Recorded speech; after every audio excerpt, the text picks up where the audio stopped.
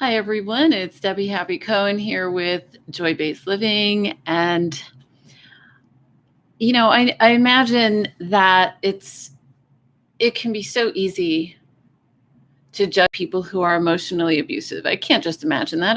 I've done that myself. I've judged people and felt a lot of negative emotion toward people who are emotionally abusive. I think that's normal.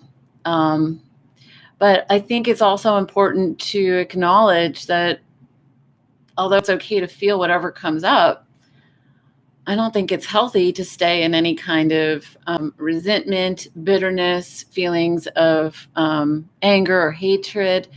In a big way, I am more empathic than anything else, which is what kept me in abusive relationships for longer than I should have stayed, due to compassion and due to an extreme level of emotional resilience, which is part of what gets conditioned in an abusive relationship in the people who is being in the people who are being hurt. You learn to feel sorry for them and do whatever you can for them and take full responsibility for them and like all this stuff. In the 12-step programs, they have a saying that goes awareness, acceptance, and action. And I'll share that I know of somebody, never met them personally, but I know of somebody who once lived with 25 cobras. Awareness, acceptance, and action. I'm not somebody who would ever really want to live with one cobra. So when I'm in a conversation with somebody who is trying to protect themselves from somebody who is emotionally abusive people have a predictable pattern of behavior. And I like the saying awareness, acceptance, and articulation. When you can articulate and predict a person's pattern of behavior, number one, if somebody's that predictable in their negativity, you might want to open your eyes and look, and then you might want to have some tools in your belt for how to deal with it so that you can protect yourself and the people that you love. So awareness, acceptance, and articulation simply means I'm willing to step out of denial. I'm willing to look at what's going on. I'm willing to accept that this experience is happening or did happen. I'm also willing to accept my part in it. And now that gives me power to do something different. Now I can take charge and go, okay, let me articulate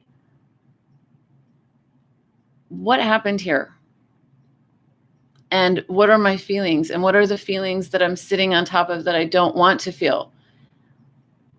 The more I can articulate my experience,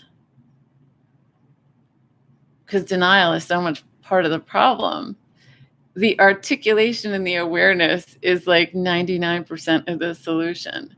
Because once that's there, the actions become really, really clear, really obvious, usually. What's important, I think, in this process is to, if you're in it, is not to judge yourself for whatever you're feeling, and to get help from someone who will validate your experience. Because a lot of the abuse, if it happened over time,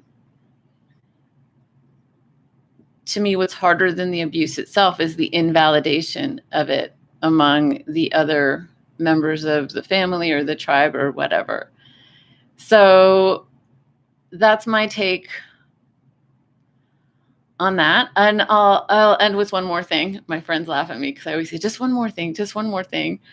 I think what's even more important than recognizing emotional abuse on the outside is recognizing it on the inside. I think we all take part in invalidating ourselves to some degree. I think that most people play inside of denial. A lot of people are on meds for anxiety and depression. Just saying, just saying. You might want to take a look at being kinder and more compassionate and more loving to yourself. And then you'll have even more to give to the people that you care about. Thank you for listening. And I wish you the absolute very best.